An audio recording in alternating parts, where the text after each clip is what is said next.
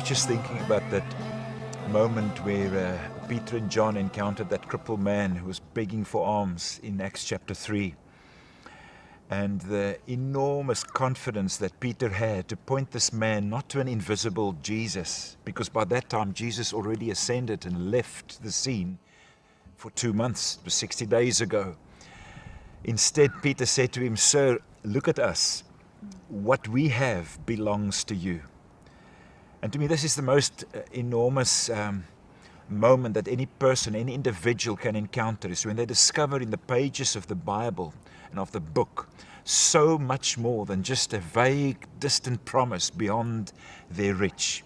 We are not dealing with a display window message, with a new set of rules that we have to compromise here, compromise there, and continue to strive to become and hopefully one day qualify to win God's approval.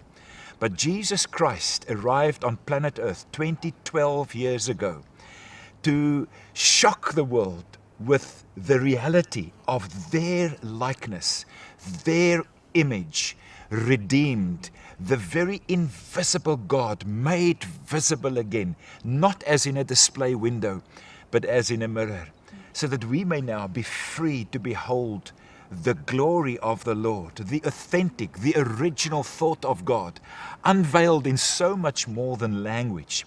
I appreciate language. This book, the Mirror Translation, is really the theme of my heart. You know, I've been for several years been engaged in translating from the original text, the Greek text, which is the original text of the New Testament.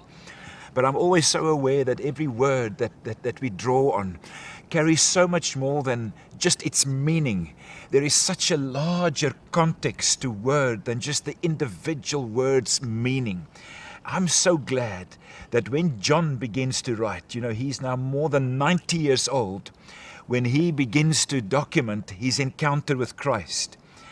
And then, unlike Matthew and Luke, John doesn't go back into the genealogies, you know, of who was whose father and who was whose grandfather and where do we all fit into this long lineage of ancestors. John skips the whole lot and he says, "In the beginning was the Word, and the Word was God."